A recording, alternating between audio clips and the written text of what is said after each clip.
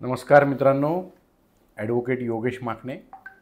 आज आपण एक विषय तुम्हाला थोडा किचकट असा समजून सांगणार आहे। तो म्हणजे तुम्ही गव्हर्नमेंट व्हॅल्युएशनच्या खाली तुमची प्रॉपर्टी सेल करू शकता का? तर हा प्रश्न अनेक वर्ष मला आलेला आहे क्लायंटकडनं आणि याच्यामध्ये अनेक वेळा क्लायंटनी काळजी न घेतल्यामुळे त्यांना 20% कॅपिटल गेन हा भरावा लागलेला आहे। तर मित्रांनो, सुरुवातीला तर आपण समजून घेऊ की गव्हर्नमेंट व्हॅल्युएशन म्हणजे काय। तर प्रत्येक राज्याने त्यांचं रेडी रेकनर तयार केलेलं असतं, त्याला आपण रेडी रेकनर व्हॅल्यूसुद्धा म्हणू शकतो। अशी रेडी रेकनर व्हॅल्यू म्हणजेच गव्हर्नमेंट व्हॅल्युएशन। प्रत्येक प्रॉपर्टीच्या सर्वे नंबरला, गट नंबरला, सिटी सर्वे नंबरला, फायनल प्लॉट नंबरला, त्याच्या जमिनीला, फ्लॅटला, ऑफिसला, शॉपला, इंडस्ट्रियल एरियाला गव्हर्नमेंटनी काही रेट दिलेले आहेत। स्क्वेअर फुटात दिले असतील किंवा स्क्वेअर मीटरमध्ये दिले असतील।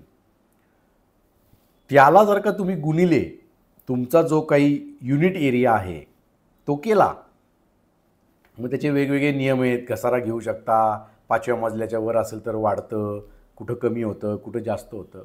तर ओव्हरऑल ते तुम्ही जर का काढलं एका एक्सपर्टकडनं, तर जे गणिताची टोटल निघेल ते म्हणजे तुमचं गव्हर्नमेंट व्हॅल्युएशन। आता अनेक वकिलांना, सीएंना, सामान्य नागरिकांना, इवन जे रोज प्रॉपर्टीमध्ये व्यवहार करतात असे बिल्डर, डेव्हलपर्स, यांना हा नियम माहिती नाही आहे की समजा तुमच्या प्रॉपर्टीची व्हॅल्युएशन गव्हर्नमेंटची आली 50 लाख रुपये आणि तुम्ही तुमचा व्यवहार केला समजा 30 लाखाला, म्हणजे 20 लाख रुपये तुम्ही गव्हर्नमेंटच्या खाली व्यवहार केला।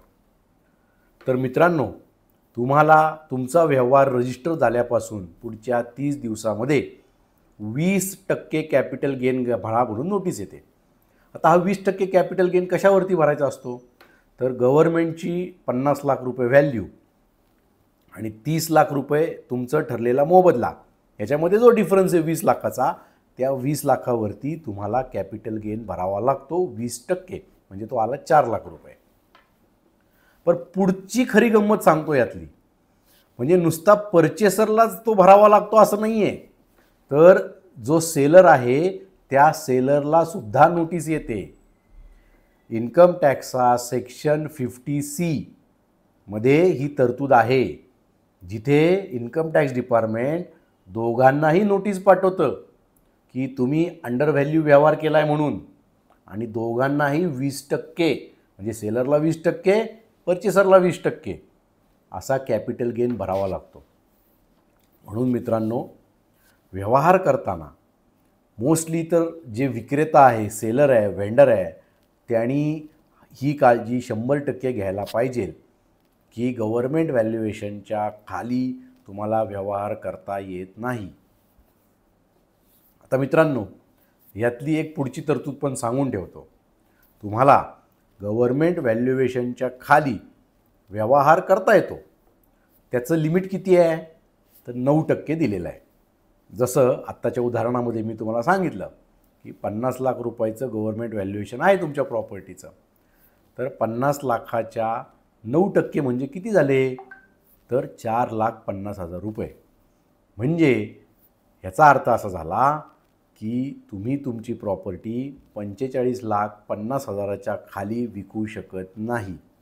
अन्यथा मी सांगितल्याप्रमाणे सेक्शन 50C इन्कम टॅक्स ॲक्टच्या खाली तुम्हाला 20% कॅपिटल गेन भरण्यासाठी नोटीस येते। तर मित्रांनो, माझे व्हिडिओ तुम्ही सतत ऐकत आहात आणि लाईक करत आहात, त्याबद्दल खूप खूप धन्यवाद। आजचा व्हिडिओ पण शेअर आणि फॉरवर्ड करा। धन्यवाद।